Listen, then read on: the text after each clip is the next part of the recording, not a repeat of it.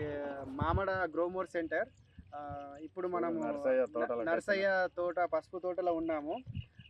మన నర్సయ్య సార్ వచ్చేసి గత 2 సంవత్సరాల నుంచి మన గ్రోమోర్లో మెగా పవర్ వాడడం జరుగుతుంది పసుపు పంటకి.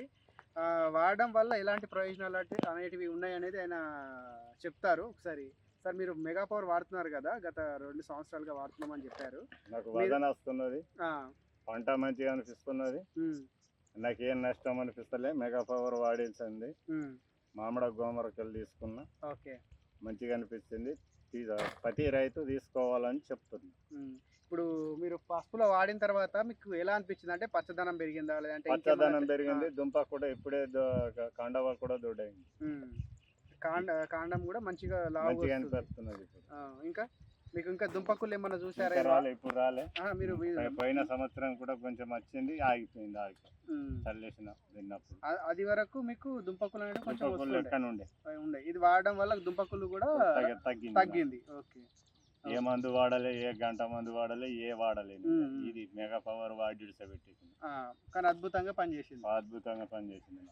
చూసారా, రైతు తీసుకోవాలి. చూసారు కదా, ఇప్పుడు మన నరసయ్య సార్ గత 2 సంవత్సరాల నుంచి పసుపుకి మన మెగా పవర్ వాడడం జరుగుతుంది. ఇలా వాడడం వల్ల ఏదైతే మనకు దుంపకులు వస్తుందో అది రాకుండా మన మెగా పవర్ అనేది కంట్రోల్ చేస్తుంది.